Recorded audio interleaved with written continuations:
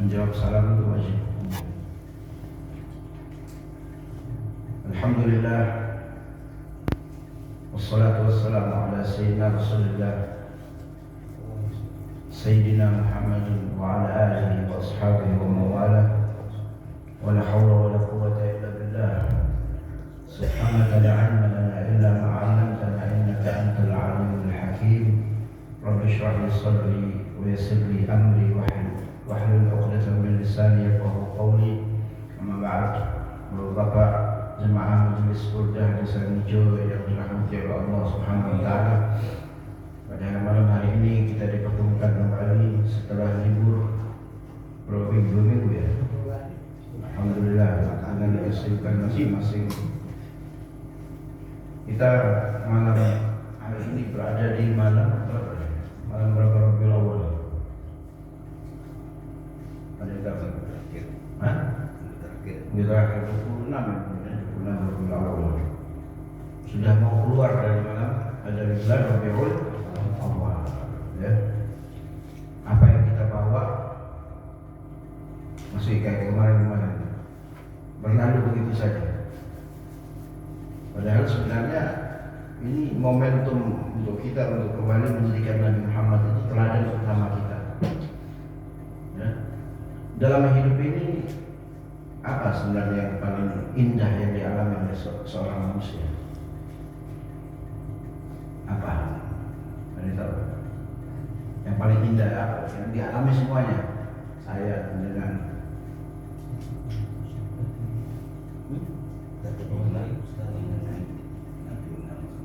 apa? Bukan? Bukan. Yang umum selalu. Yang dialami semua. Cinta. Benar? Hah? Mau cinta sama benang goreng. Itu ya. Semua itu dialami kita. Cinta sama istri, cinta sama anak, itu sesuatu hal yang paling indah yang dialami oleh manusia. Makanya Allah Subhanahu wa taala berfirman, "Qul in kuntum tuhibbunallaha fattabi'uni yuhibbukum." Itu puncak daripada agama itu cinta. Nah, banyak orang ya, kalau ditanya pasti mengaku cinta kan dengan Nabi Muhammad SAW. Cinta ya. Tapi untuk mencapai tahapan cinta itu, menurut Imam Al-Habib Ahmad Masyhur bin Toha Riddat tidak gampang. Ya, kita cinta. Sudahkah kita meneladani Rasulullah SAW?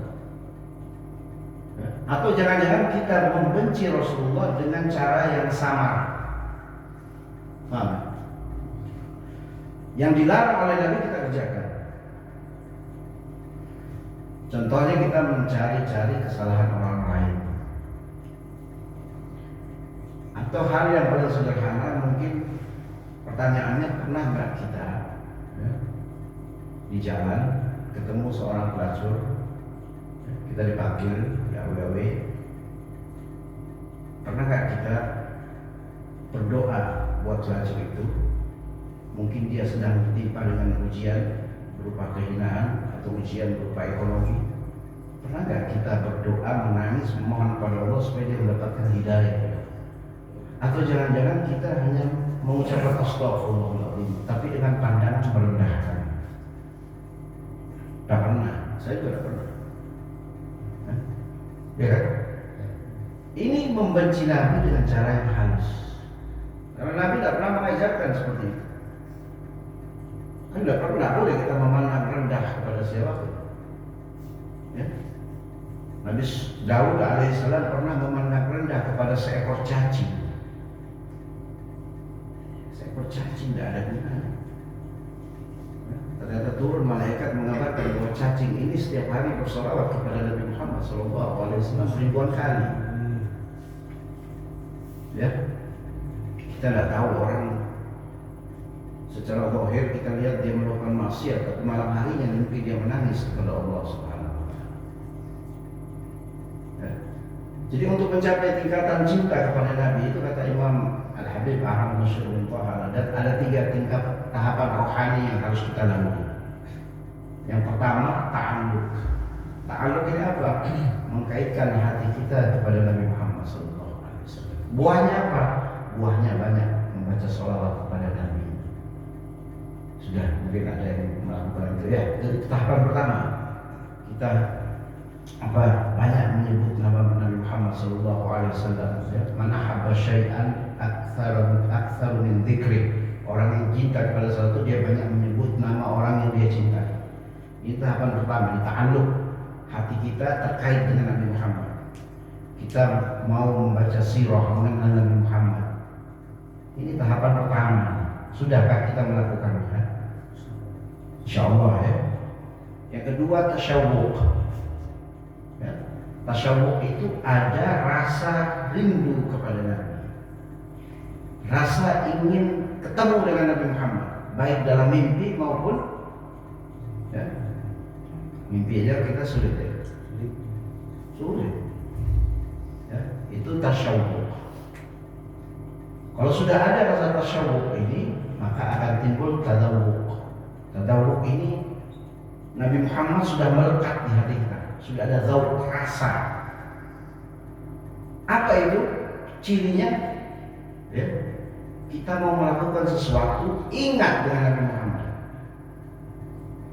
Saya ini mau pakai sendal nih, ingat sunnahnya Nabi. Ya, mau masuk masjid dengan hal-hal yang sederhana ini. Masuk masjid saya mau ikut niat ittiba dengan Nabi Muhammad.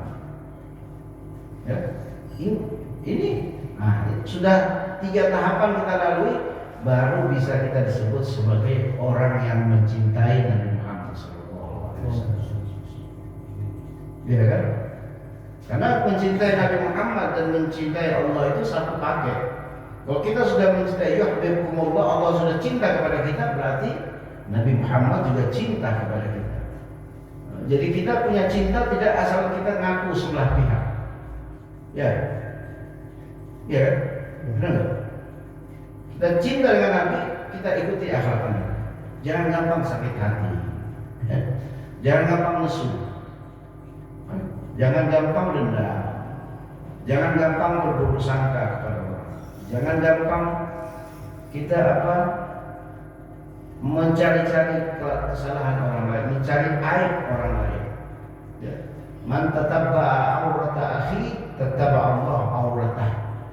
Barang siapa yang membuka atau mencari-cari kesalahan orang saudaranya, ya, maka Allah akan membuka dia punya kesalahan, dia punya aib. Kita semua ini kan punya aib sendiri-sendiri. Ya. Jadi jangan coba-coba kita mencari kesalahan orang lain. Ya. Ini zamannya tukaran, tok setiap hari saya lihat di media sosial. Ya. Saling menyalahkan ya, saling menyalahkan. Itu sudah bukan ajarannya Nabi Muhammad SAW. Dakwah seperti itu sudah bukan ajarannya Rasulullah SAW. Nabi mau kita semua ini selamat. Ya. Harisun alaikum bil mu'minina raufur rahim. Ayat pertamanya azizun laqad ja'akum rasulun min anfusikum azizun alaihi ma 'anittum. Ya. Telah datang kepada kalian laqad ja'akum rasulun, seorang rasul min anfusikum, dari golongan kalian, yaitu Nabi Muhammad diutus dengan bentuk dan rupa sebagai manusia. Ya. Supaya apa? Supaya kita bisa terkoneksi dengan Allah Subhanahu wa taala. Kita ini kan banyak kekurangan. Bisa nggak kita langsung terhubung dengan Allah yang Maha Sempurna? Hah? Kita ini kan banyak dosa kotor. Bisa nggak kita terhubung dengan Allah yang Maha Suci? Kita butuh Nabi Muhammad SAW. Ya, jadi orang yang mau terhubung dengan Allah harus melalui Nabi Muhammad SAW. Makanya dalam sholat itu ada sholawat kepada Rasulullah. Di dalam doa kita kepada Allah, setelah kita memuji Allah, ada sholawat kepada. Kata Sayyidina Umar apa? Kullu doa mauqufun bainas sama' wal ardh. Setiap doa itu terhenti antara langit dan bumi, illa fihi as-shalah 'alal nabi. kecuali di dalamnya ada sholawat kepada Nabi Muhammad Sallallahu Alaihi Wasallam. Ya itu sedikit ya pembukaan ya, karena ini masih bulan Rabiul Awal. Ayo kita keluar dari bulan ini kita lebih baik lagi. Jadi pribadi yang lebih baik lagi. Benar-benar kita meneladani akhlak Nabi Muhammad Sallallahu Alaihi Wasallam. Caranya apa? Caranya dengan kita belajar. Ya. Belajar. Nabi gampang memaafkan. Ya. Nabi tidak suka mencari aib orang lain. Itu kita meniru akhlak Nabi dari perilaku Rasulullah SAW. Ya, ya betul ya. Betul makhluk. Jadi kita sampai di bab tentang salam ya. Babnya itu babus salam ditahalluli minas shalah. Bab salam untuk kita melepaskan diri dari salat ya. Kemarin kan sudah tahallul itu menjadi halal ya. Yang awalnya di dalam salat kita haram makan, haram bergerak, haram bicara menjadi halal karena saat salam. Nah, di sini dikatakan apa lafaznya? Assalamualaikum warahmatullahi. Ya, nanti ada banyak, ada beberapa. Wala yustahabbu an yaqula ma'ahu, dan tidak disunahkan dengan mengucapkan ma'ahu, kembali kepada assalam wa barakatuh, bukan sunnah. Jadi kalau sampai mendengar ada imam ya, yang mengatakan assalamualaikum warahmatullahi wabarakatuh, nah itu di sini katakan sunnah pun tidak. Ya, nanti ada sini ada satu riwayat. Li'annahu khilafan masyhuri, karena itu wa barakatuh itu adalah satu perselisihan yang diselisihkan yang terkenal ya dari Nabi Muhammad SAW. Artinya apa? Ada min wurud, tidak ada riwayatnya dari Nabi, tidak ada dasarnya dari menurut Imam An-Nawawi. Ya. Wa in kana qad jaa fi riwayatin li Abi Dawud, dan ada satu riwayat tentang wa barakatuh itu dari riwayat Abu Dawud. Di situ ada. Wa qad qala bihi, atau juga ada jama'atun min ashabina, kelompok ulama dari ashabus Syafi'i, minhum Imamul Haramain, ada Imam Haramain wa Zahir As-Sarkhasi, Imam Zahir As-Sarkhasi, dan Imam Ar-Ruyani fil Hilyah, di dalam kitab Hilyah ada itu riwayat. Tetapi menurut Imam An-Nawawi di sini dikatakan walakinnahu syadz, akan tetapi pendapat ini, qaul ini yang diriwayatkan oleh Imam Abu Dawud, Imam Haramain, Imam Az-Zahir As-Sarkhasi, dan Imam Ar-Ruyani, itu pendapatnya syadz. Syadz itu apa? Syadz itu adalah pendapat yang menyimpang dari kaidah. Ya, menyimpang dari kaidah fikih atau kaidah hadis. Ya, jadi tidak ada riwayatnya sebenarnya dari Nabi Muhammad Sallallahu Alaihi Wasallam. Ya, selalu sholat jenazah bagaimana? Sholat jenazah itu boleh. Assalamualaikum warahmatullahi wabarakatuh. Atau assalamualaikum warahmatullahi tanpa wabarakatuh juga boleh. Ya. Wal masyhur ma qaddamnahu, dan yang paling populer, yang paling terkenal apa yang telah kami sebutkan, yaitu lafaz assalamualaikum warahmatullahi wabarakatuh. Tidak usah tambah-tambah lagi ya. Yang sudah kita tahu selama ini itu yang kita pakai ya. Jangan ditambah-tambah lagi. Karena pendapat yang paling terkenal adalah pendapat assalamualaikum warahmatullahi wabarakatuh. Wa sawa'un kana al-musalli imaman aw ma'muman aw munfaridan fi jama'atin, ya. Dan juga sama ya. Seorang musalli dia menjadi imam atau menjadi makmum, atau dia sholat sendiri atau dia sholat berjamaah, qalilatan aw katsiratan, ya. Qalilatan aw katsiratan, jamaahnya sedikit ataupun banyak, fi fardhatin aw nafilatun, di dalam salat wajib maupun salat sunnah, fa fi kulli dzalika yusallimu taslimatain kama dzakarna. Ya, jadi maksudnya seorang musolli dia mau jadi imam, mau jadi makmum, sholat sendiri atau sholat jamaahnya banyak atau sedikit, sholat wajib atau sholat sunnah, maka dia harus mengucapkan salam taslimatain kama dzakarna, 2 salam yang seperti yang telah kami sebutkan di awal, ya. Bihima ilal janibain, ya. Dengan keduanya itu menghadap kepada 2 arah, ke kanan dan ke kiri, ya. Tahu ini sudah paham semua, ya. Tapi ya ilmu yang memang harus diulang-ulang kita tahu. Nah, di sini dilanjutkan wal wajibu taslimatun wahidatun, dan yang wajib itu hanya 1 salam, yaitu salam pertama. Ya. Salam kedua sudah bukan wajib. Salam kedua itu sunnah, ya. Wa amma tsaniyatu fa sunnatun. Dan yang kedua adalah sunnah. Lau tarakaha lam yadurruhu. Kalau kita meninggalkannya maka tidak berdampak. Apa di situ terjemahan? Rusak, ya. Sebenarnya yadurruhu itu berbahaya, tapi dia benar rusak. Sulit ya menjadi padanan kata bahasa Arab ini, karena dia terlalu banyak kosakatanya, sedangkan di dalam bahasa Indonesia sangat kurang. Ummal wajib min lafzis salam, dan yang wajib dari lafaz salam ayyakula assalamu alaikum, ya, sah tanpa warahmatullah, ya.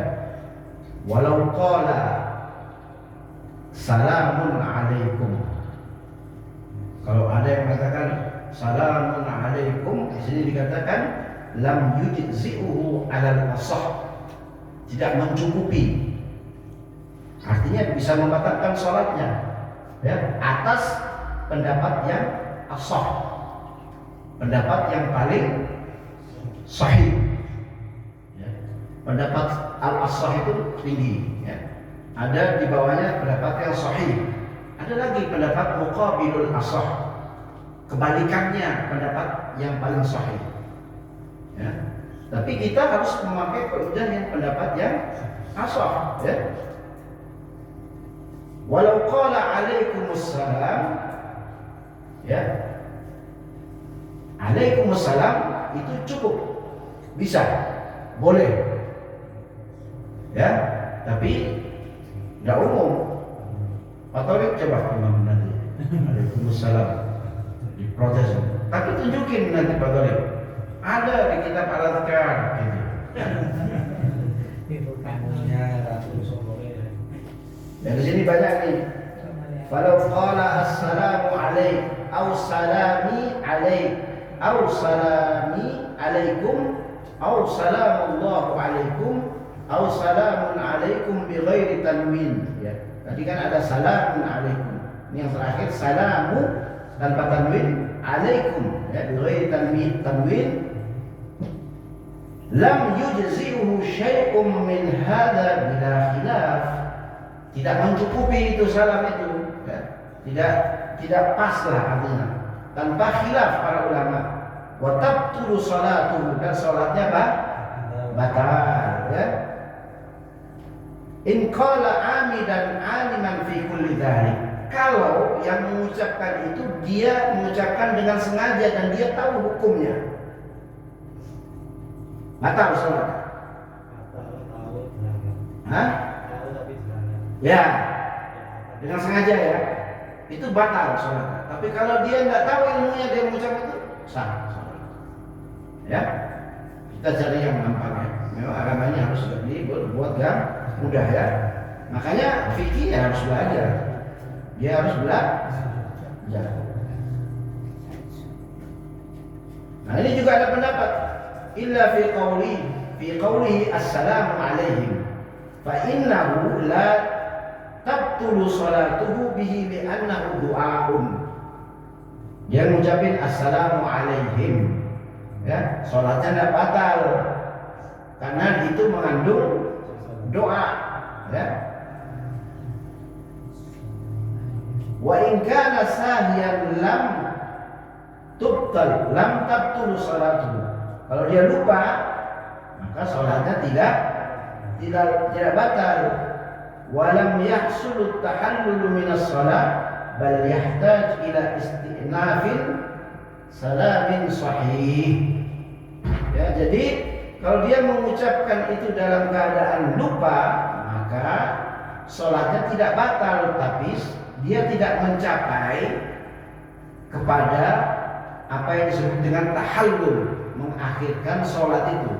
Maka dia harus mengulang kembali salamnya agar salamnya menjadi salam yang sahih. Ya, paham? Paham nggak? Nanti tanya lah terakhir ya, kalau belum paham.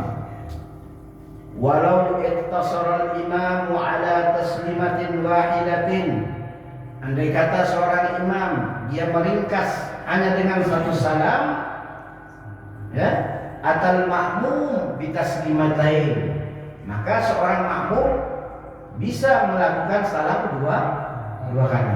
Imamnya assalamualaikum warahmatullah satu kali, maka makmumnya harus dua kali. Boleh, ya. Kalau imam mungkin niatnya dia mau meringkas, makmum harus dua kali salam tidak apa-apa, ya. Satu kali salam pun tidak apa-apa, tapi mungkin lebih afdalnya dua kali salam. Nah, ini ada pendapat lagi yang mengatakan qala al-qadhi Abu Thayyib at-Tabari min ashabina wa ghairuh, berkata pendapat Al-Qadhi ini seorang hakim, ya. Berarti dia sudah menguasai hukum-hukum Islam. Dari ulama mazhab Imam Syafi'i, Abu Thayyib namanya At-Tabari min ashabina wa ghairuh, idza sallama al-imam fal ma'mum bil khiyar. Kalau ada seorang imam, ya, dia mengucapkan salam, maka makmum mempunyai pilihan. Pilihannya apa? Insya'a sallama fil hal. Kalau dia mau, dia berkehendak, dia bisa mengikuti imam mengucapkan salam. Wa insya'a istadamal julusa lid-du'ai wa aqala ma sya'a. Kalau dia mau, ya, dia bisa memperpanjang duduknya untuk dia berdoa di dalam akhir salat itu sebelum dia mengucapkan salam. Jadi imam sudah assalamualaikum warahmatullah, makmum boleh berdoa dulu, memperpanjang doanya, ya. Ya muqallibal qulub, sabit qalb, mungkin imamnya terlalu cepat, ya. Dia bisa memperpanjang untuk membaca doa-doa tambahan karena itu memang dianjurkan, ya. Dan harus dia ikut imam. Ini pendapat dari Al-Qadhi Abu Thayyib At-Tabari, ya. Wallahu a'lam. Allah lebih maha mengetahui. Nah, ini menarik. Babu ma yaquluhu ar-rijal idza kallamahu insan wa huwa fi shalah. Apa sih terjemahannya? Bab tentang apa yang dikatakan seorang laki-laki, ya, seorang laki-laki, ya, apabila ada orang yang berbicara kepadanya dan dia dalam keadaan salat, ya. Rawaina, kami mengambil riwayat fi sahihain Bukhari wa Muslim. Kami mengambil riwayat dalam dua kitab Bukhari dan Muslim. An Sahal bin Sa'ad As-Sa'adi radhiyallahu anhu anna Rasulullah sallallahu alaihi wasallam qala man nabahu syai'un fi salatihi falyaqul subhanallah. Ya, ini apa gimana kita tahu? Man nabahu, ada sesuatu yang apa ya? Man nabahu yang terus-menerus, ya, saya contoh, ya, mengusik dia dalam sholatnya. Contoh kayak ada orang mau masuk rumahnya, assalamualaikum, dia lagi sholat, ya, dan tidak mungkin dia membatalkan sholat. Dia harus memberi isyarat dengan ucapan subhanallah. Atau juga untuk imam yang salah, lupa, ya. Di sini dikatakan boleh kita mengucapkan subhanallah ketika imam lupa di tasyahud awal, ya. Kita mengucapkan subhanallah, memberi isyarat. Tapi di sini dikatakan dalam syarahnya kita harus berniat berzikir kepada Allah Subhanahu wa taala, bukan hanya untuk memberi isyarat.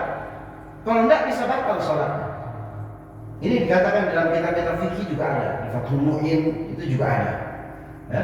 Bahkan dikatakan kalau intiqal, ya, takbir seorang imam, walaupun ini ada khilaf, tapi di Fathul Mu'in dikatakan seorang imam apabila dia mengucapkan takbir intiqal, dia bukan saja berniat memberitahu ada perbedaan gerakan, tetapi dia juga harus berniat berzikir kepada Allah Subhanahu wa taala. Kalau tidak, salatnya batal. Seperti itu fikih, ya, saking ketatnya, ya. Loh, saya tidak mau ikuti, ya terserah. Yang penting kan sudah saya sampaikan, tanggung jawabnya masing-masing, ya. Ya. Jadi seperti ada orang mau masuk ke rumahnya, bisa juga apa di babak awal kan sudah kita udah ngaji. Assalamualaikum warahmatullahi wabarakatuh. Nah, di dalam sholat itu bukan cuma subhanallah, dia bisa melafadzkan ayat Al-Quran. Udkhuluha bisalamin amin. Maksudnya masuk kamu gitu loh. Masuk saja dengan keadaan aman, ya, dan selamat. Itu isyarat, ya, itu isyarat.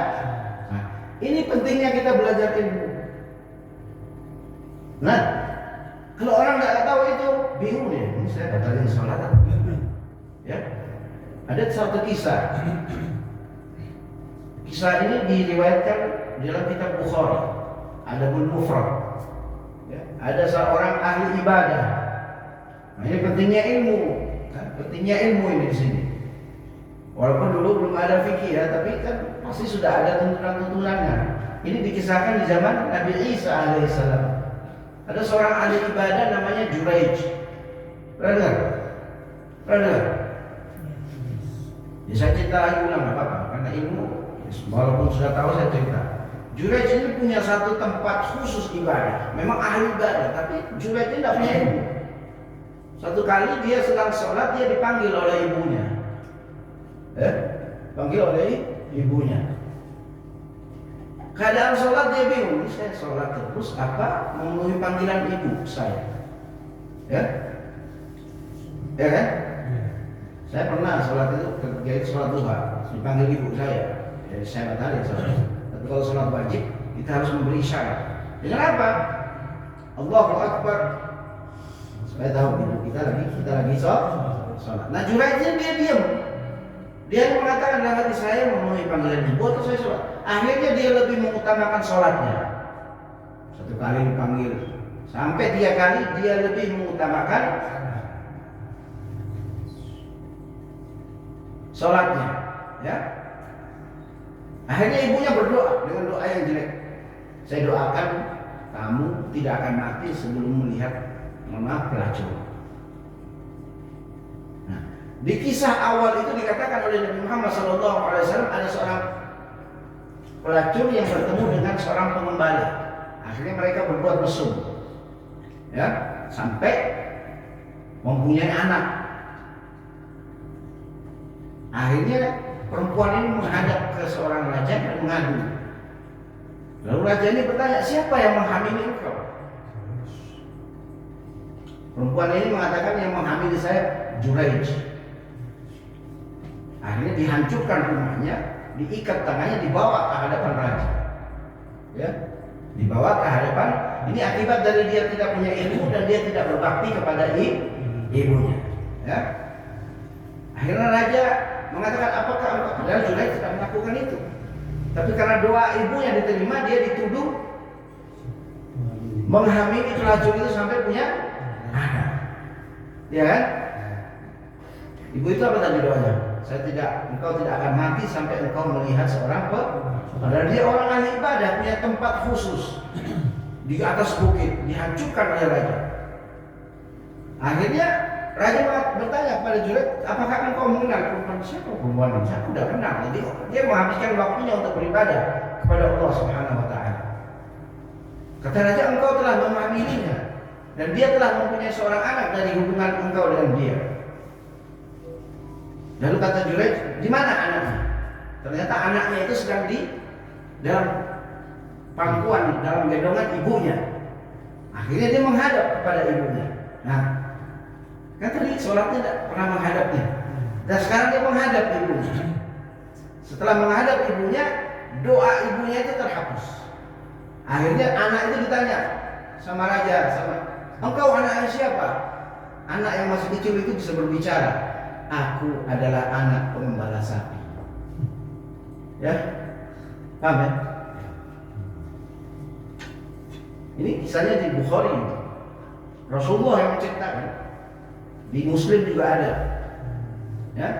Akhirnya setelah ketahuan bahwa dia tidak melakukan hal itu, dia gembira, dia tertawa. Tapi dia mengatakan bahwa doa ibuku benar-benar diterima, manjur, diterima oleh Allah Subhanahu Wa Taala. Raja lalu menawarkan kepadanya, maukah engkau kami bangun kembali itu rumah ibadah yang telah hancur dengan emas dan perak? Juraij menolaknya. Ya, jadi ceritanya seperti itu. Dipanggil ibunya, dia tidak mau.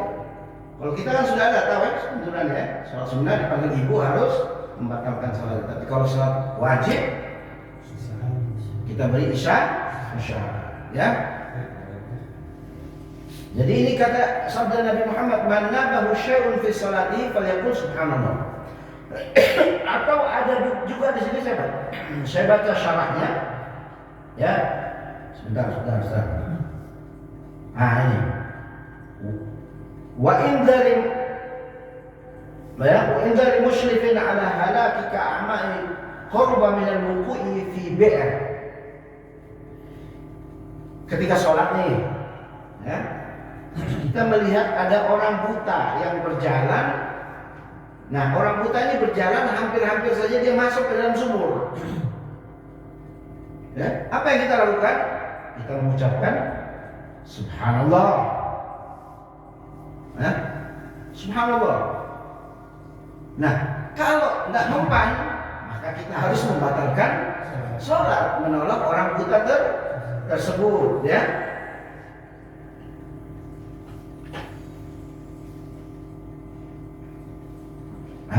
Yang ketika kita mengucapkan subhanallah itu hukumnya apa? Hukumnya mubah.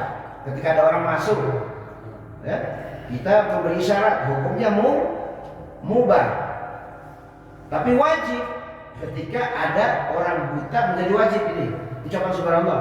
Ketika ada orang buta yang hampir celaka ketika mau masuk ke dalam sumur, nah itu kita wajib mengucapkan subhanallah. Kalau sampai tidak mempan itu ucapan, dia tidak tahu, nah kita harus membatalkan sholat kita. Karena maqasidus syar'iyyah, ya, maksud daripada syariat ini lihifdzin nafas, supaya menyelamatkan jiwa. Ya, benar nggak? Sampai kita kalau mau mati tidak ada makan apa? Babi jadi halal. Ya. Karena untuk menyelamatkan jiwa kita. Ya.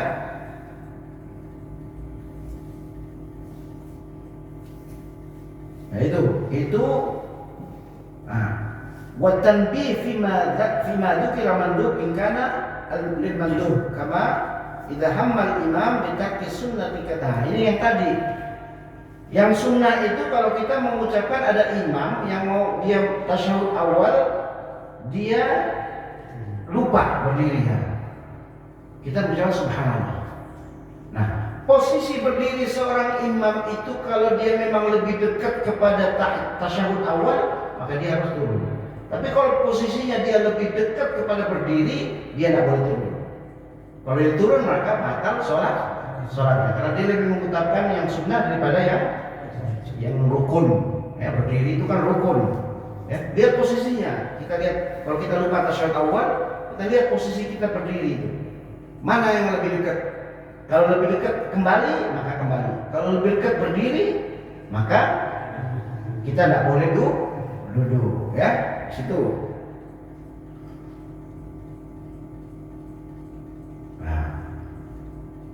Jadi ucapan itu bukan hanya untuk tanbih, yang memberi peringatan, tetapi juga kita harus niat kita berzikir kepada Allah Subhanahu wa taala. Ya, ini udah tahu nih sekarang nih. Ya, walaupun ketika kita mengingatkan iman, bukan sebagai peringatan, tetapi kita niatkan untuk berzikir kepada Allah Subhanahu wa taala, ya.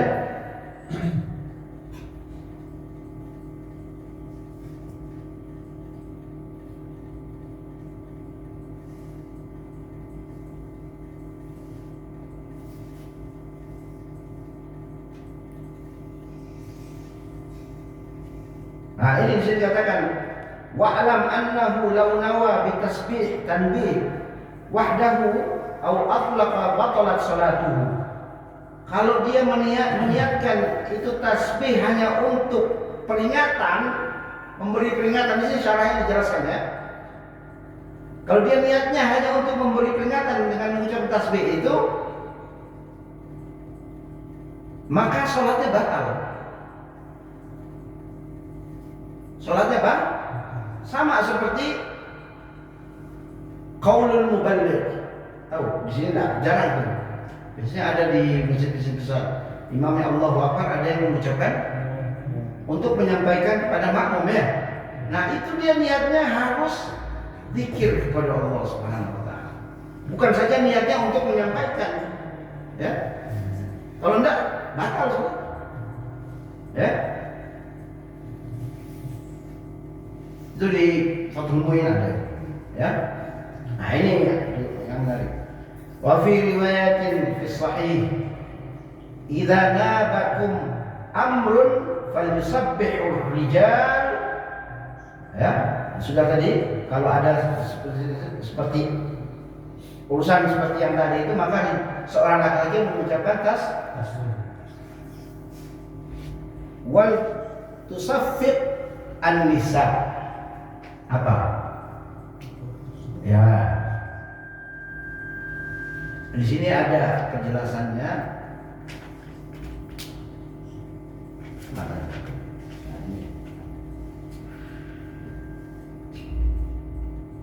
Salatikum falisabbih rijal wa yusaffih. Ada yusaffih. Ada tasfih. Ada tasfih ya dengan hak. Nah, yang pertama tadi menurut qaul ulama ya bil haq, yaitu ad-darabu bi dhahiri ihdal yadain 'ala al-ukhra bil qaf bi bataniha 'ala al-batin al-ukhra. Jadi yang paling bagus itu kita menepuk tangannya itu seperti ini untuk perempuan. Karena kalau begini, ini tepukan ibadah.